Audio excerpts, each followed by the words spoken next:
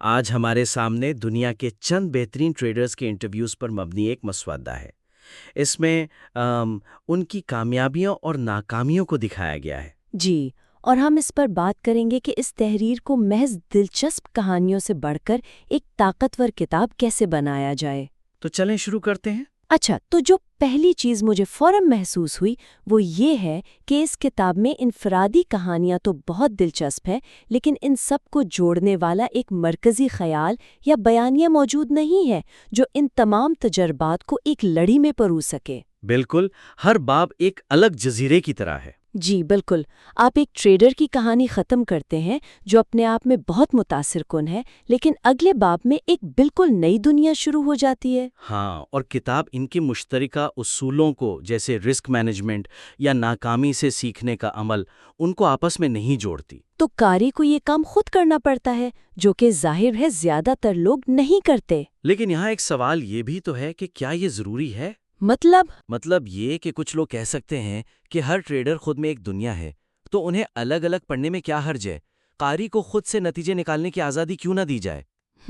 یہ ایک اچھا نکتہ ہے۔ ہو سکتا ہے مصنف کا مقصد ہی یہی ہو کہ قاری اپنی سمجھ کے مطابق سیکھے۔ اگر یہ صرف سوانح حیات کا مجموعہ ہوتا تو آپ کی بات بالکل ٹھیک تھی، لیکن اس کتاب کا مقصد، جیسا کہ دیباچے میں بتایا گیا ہے، وہ ٹریڈنگ کے اصول سکھانا ہے۔ اچھا، اور جب آپ سکھانے کی کوشش کر رہے ہوں تو بکھرے ہوئے موتیوں سے زیادہ ایک پرویا ہوا ہار کام آتا ہے۔ صحیح۔ بغیر کسی مرکزی دھاگے کے یہ کتاب اپنی تعلیمی قدر کھو دیتی ہے اور صرف تفریحی رہ جاتی ہے۔ بالکل، قاری کہانیاں تو یاد رکھے گا، لیکن ان میں چھپے ہوئے مشترک اسباق شاید بھول جائے۔ میں سمجھ گئی۔ تو مقصد صرف کہانیاں سنانا نہیں، بلکہ ان کہانیوں کے ذریعے ایک بڑا سبق سکھانا ہے۔ تو پھر اس مسئلے کو حل کیسے کیا جائے؟ میرے ذہن میں ایک خیال ہے، کیوں نہ کتاب کے شروع میں ہی ایک مرکزی سوال یا نظریہ متعارف کروا دیا جائے۔ دلچسپ ہے۔ وہ مرکزی سوال کیا ہو سکتا ہے؟ کوئی مثال؟ سوال کچھ اس طرح کا ہو سکتا ہے کہ کامیاب ٹریڈنگ فن ہے، سائنس یا نفسیاتی کھیل؟ ہو، واہ! اب ہر انٹرویو اس سوال کے ایک نئے پہلو کو سامنے لائے گا۔ کوئی ٹریڈر تکنیکی تجزیے پر زور دے گا تو کوئی اپنی ہمت اور مارکیٹ کو محسوس کرنے کی صلاحیت پر۔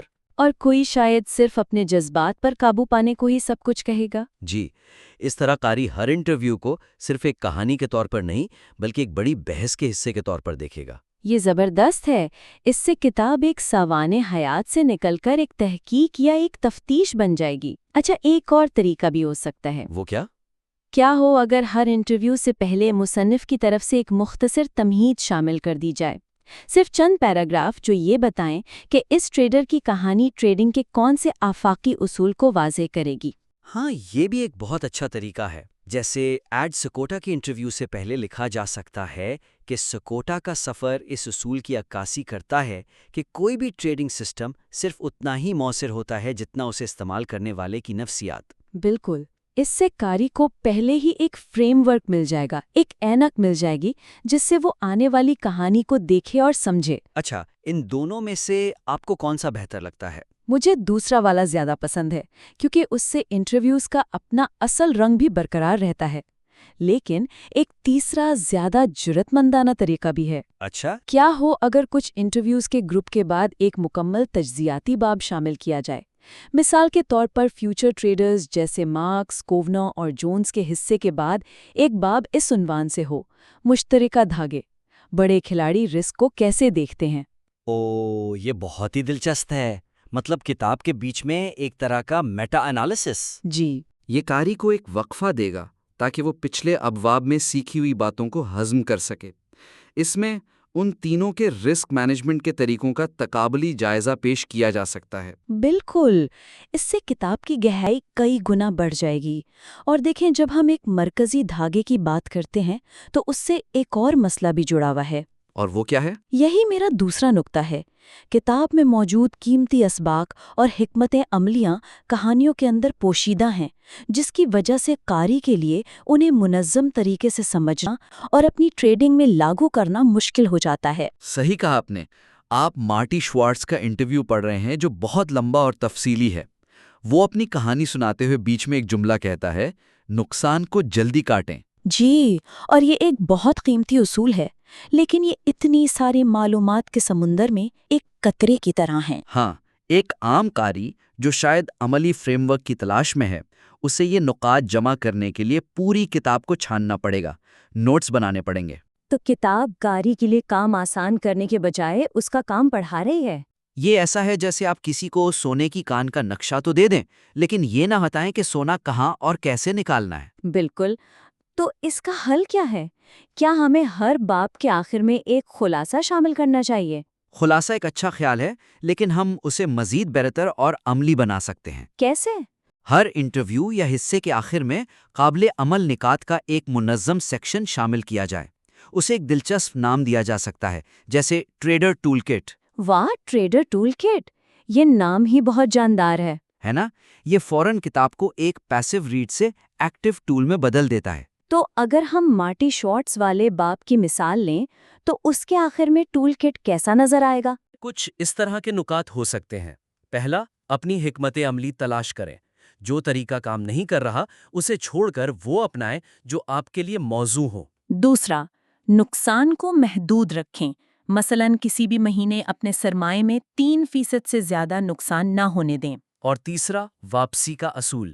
بڑی کامیابی یا بڑی ناکامی کے بعد اپنی پوزیشن کا سائز کم کر دیں تاکہ توازن بحال ہو سکے۔ بالکل، یہ تینوں نکات اس کے انٹرویو میں بکھرے ہوئے ہیں، لیکن یہاں وہ ایک جگہ صاف اور واضح طور پر مل جائیں گے۔ یہ تو بہت ہی مفید ہوگا۔ قاری کو فوری طور پر وہ چیز مل جائے گی جس کی اسے تلاش تھی۔ اس سے کتاب کی قدر بڑھ جائے گی۔ اور اگر ہم اس آئیڈیا کو ایک قدم اور آگے لے جائیں تو کیا ہو اگر کتاب کے آخر میں ایک پلے بک ضمیمہ یعنی اپینڈکس بنا دیا جائے؟ اس میں تمام ٹریڈرز کے مشوروں کو موضوعات کے تحت تقسیم کیا گیا ہو، جیسے کہ رسک مینجمنٹ کے اصول، ٹریڈنگ کی نفسیات، مارکیٹ میں داخلے اور اخراج کے سگنلز۔ یہ قاری کے لیے ایک بہترین فوری حوالہ گائیڈ بن جائے گی جسے وہ سالوں تک استعمال کر سکتا ہے۔ یہ تو کمال کا آئیڈیا ہے۔ اس سے کتاب کی عمر اور افادیت دونوں بہت بڑھ جائیں گی۔ یہ صرف انٹرویوز کا مجموعہ نہیں رہے گی بلکہ ایک عملی رہنما بن جائے گی۔ جی، لیکن یہ تمام عملی نکات اور ٹول کٹس اس مفروضے پر مبنی ہیں کہ ان ٹریڈرز کی کامیابی واقعی ان کی مہارت کا نتیجہ ہے۔ اور یہ بات مجھے ہمارے تیسرے اور شاید سب سے اہم نقطے کی طرف لاتی ہے۔ آپ دیباچے میں اٹھائے گئے سوال کی بات سمجھ رہی ہیں، ہے نا؟ جی ہاں، کتاب کا دیباچہ مہارت مقابلہ قسمت یعنی اسکل ورسز لک کی ایک طاقتور بحث کا آغاز کرتا ہے، لیکن پھر اس فکری زاویے کو پوری کتاب میں مستقل طور پر استعمال نہیں کیا جاتا۔ یہ ایک بہت بڑی مسڈ اپرچونٹی ہے۔ یہ تو ایسا ہے جیسے آپ نے فلم کا سب سے دلچسپ ٹریلر دکھایا اور پھر فلم میں وہ سین ہی نہیں ڈالے۔ بالکل۔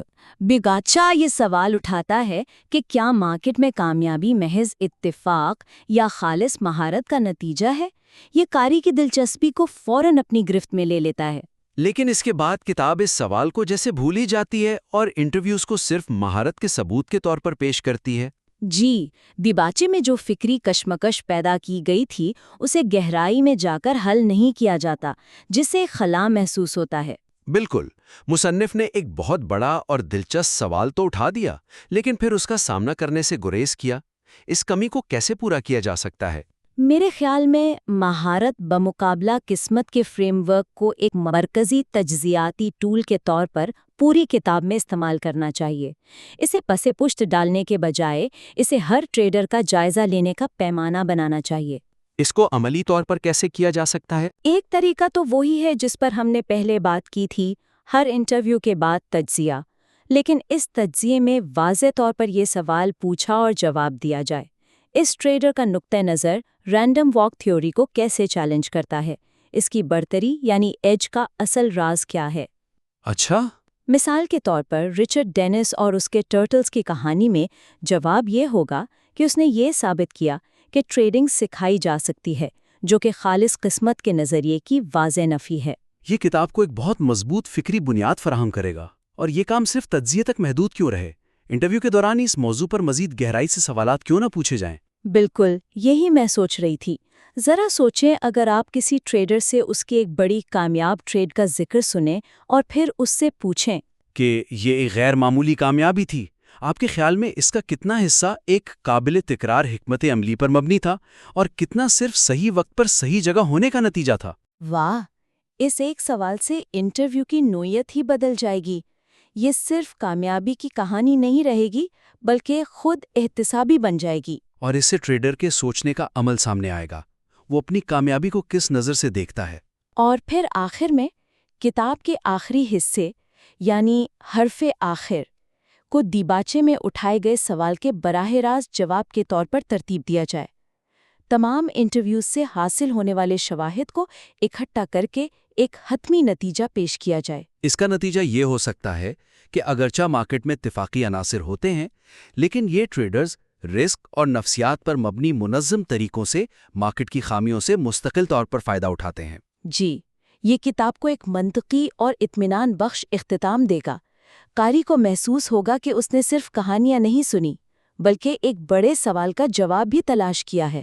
تو خلاصہ یہ کہ اس مواد کو مزید بہتر بنانے کے لیے 3 بڑی چیزیں ہیں جن پر ہم نے بات کی۔ اول، تمام کہانیوں کو ایک مربوط مرکزی بیانیے میں جوڑنا، چاہے وہ ایک مرکزی سوال کے ذریعے ہو، ہر باب سے پہلے تمہید کے ذریعے یا تجزیاتی آبدوم، ہر باب کے آخر میں عملی اور قابل عمل نکات کا خلاصہ فراہم کرنا، جسے ہم نے ٹریڈر ٹول کٹ کا نام دیا، اور ساتھ ہی کتاب کے آخر میں ایک جامع پلے بک شامل کرنا۔ اور سوم، مہارت بمقابلہ قسمت کے ابتدائی سوال کو کتاب کا مرکزی ستون بنانا اور اسے پوری کتاب میں ایک تجزیاتی معیار کے طور پر استعمال کرنا۔